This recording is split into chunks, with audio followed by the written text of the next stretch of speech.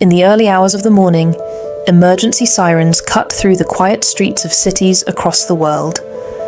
Paramedics arrive at scenes that have become tragically familiar. An unresponsive body, slowed breathing, pinpoint pupils. Often, there is no dramatic struggle, no visible warning, just silence. Increasingly, the cause is fentanyl.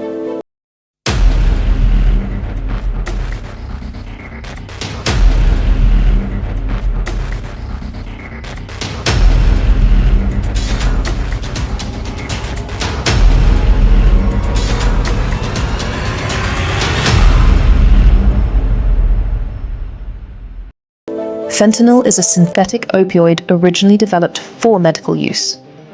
In controlled settings, it is a powerful pain reliever, prescribed for severe pain such as advanced cancer or post-surgical recovery. Medically, it is effective. Illicitly, it is devastating. Fentanyl is up to 50 times stronger than heroin and about 100 times more potent than morphine. A dose as small as a few grains of salt can be fatal. What began as a pharmaceutical breakthrough has evolved into one of the deadliest drug crises in modern history. The opioid epidemic did not begin with fentanyl. It began decades earlier with the widespread prescription of painkillers. As prescription opioids became harder to obtain, many users turned to heroin. Then fentanyl entered the picture, not as a replacement, but as a multiplier of risk.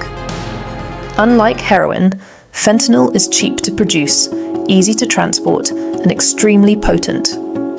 Drug manufacturers can synthesize it in laboratories using chemical precursors rather than relying on crops like poppies. This makes production faster, cheaper, and harder to track.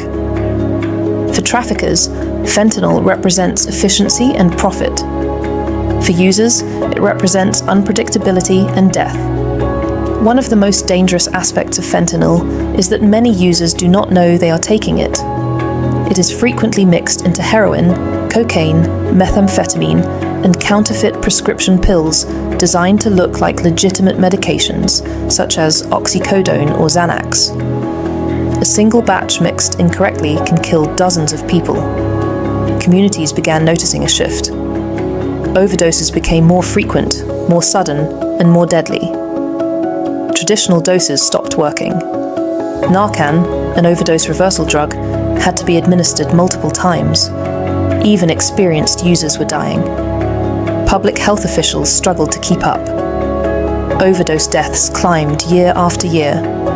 Hospitals overflowed. Morgues ran out of space. Families were left asking the same question: how did this happen so fast? Part of the answer lies in fentanyl's chemistry. Because it acts quickly and powerfully on the brain's opioid receptors, it suppresses breathing almost immediately. Many victims lose consciousness before they realize something is wrong. There is often no time to call for help. Another factor is the changing drug market. Illicit fentanyl is not distributed in consistent doses. Each pill or bag can vary wildly in strength. What feels manageable one day can be lethal the next. Law enforcement agencies attempted crackdowns, seizures, and arrests. While large quantities of fentanyl were removed from circulation, the overall supply continued to grow. For every shipment intercepted, others slipped through. The economics favored the traffickers. Meanwhile, stigma complicated the response. Addiction was often treated as a moral failing rather than a medical condition. Many users avoided seeking help out of fear, shame, or legal consequences. This allowed the crisis to spread quietly, unchecked. Families across socioeconomic lines were affected. Fentanyl did not discriminate by age, income, or background. Teenagers experimenting with pills, workers managing chronic pain, people in recovery relapsing unknowingly. Entire communities were reshaped by loss. By the time fentanyl became a household name, it had already claimed hundreds of thousands of lives, and the worst was yet to come. As fentanyl deaths surged, the crisis began to shift from an abstract statistic to a visible reality. Memorials appeared on street corners. Schools held assemblies. Parents checked their children's rooms. Governments declared states of emergency. The scale of the devastation was impossible to ignore. First responders found themselves on the front lines. Police officers, firefighters, and paramedics faced not only emotional trauma but physical danger. Accidental exposure to fentanyl powder, though often exaggerated in media, heightened fear and stress. Each call carried the weight of uncertainty. Would this be another life lost? Healthcare systems adapted under pressure. Emergency rooms revised overdose protocols. Naloxone distribution expanded. Public health campaigns encouraged people to carry reversal kits and never use drugs alone. These measures saved lives, but they did not address the root causes. At the center of the crisis is addiction, a chronic medical condition that alters brain chemistry and behavior. Fentanyl's potency accelerates dependence, making withdrawal more severe and relapse more likely. Treatment requires long-term support, yet access remains limited in many regions. Medication-assisted treatment, such as methadone and endorphin, has proven effective. These medications reduce cravings and prevent overdose. However, stigma, regulatory barriers, and lack of providers prevent widespread adoption. In some areas, waiting lists stretch for months, time many do not have.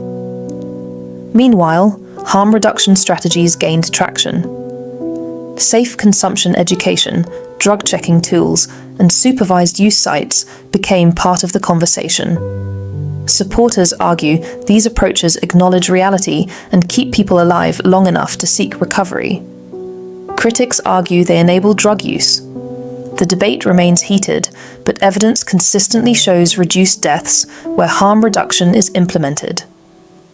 Law enforcement shifted focus as well. Rather than targeting users, agencies increasingly pursued high-level traffickers and chemical supply chains. International cooperation expanded to disrupt precursor chemical manufacturing and trafficking routes. Progress was made, but the fentanyl market proved adaptable. One of the most troubling developments has been the rise of counterfeit pills. Designed to mimic legitimate pharmaceuticals, these pills blur the line between recreational use and accidental poisoning. Many victims believed they were taking a prescription medication, unaware it contained fentanyl.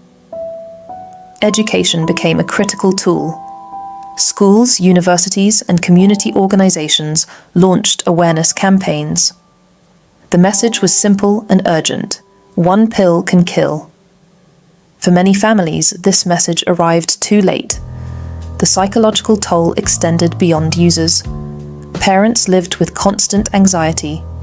Siblings grieved. Children grew up without caregivers. Entire neighborhoods carried collective trauma.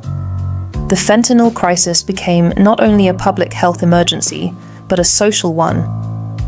Yet, within the devastation, stories of resilience emerged. People in recovery spoke openly about their experiences. Peer support networks expanded. Communities organized vigils, outreach programs, and support groups. Each saved life became an act of resistance against despair. The future of the fentanyl crisis depends on a multi-layered response. Enforcement alone cannot solve it. Treatment alone cannot solve it. Education alone cannot solve it. Only a coordinated approach, combining public health, policy reform, medical care, and compassion, offers a path forward. Fentanyl exposed vulnerabilities in healthcare systems, drug policy, and societal attitudes toward addiction. It forced a reckoning with uncomfortable truths: that prohibition has limits, that stigma kills, and that prevention must evolve with reality. This is not a crisis of the past. It is ongoing. Every statistic represents a person. Every overdose is a story interrupted. The question is no longer whether fentanyl is dangerous. The question is whether society is willing to respond with urgency, empathy, and evidence-based action. Because fentanyl does not announce itself, it does not warn, it does not give second chances, and silence in this crisis is deadly.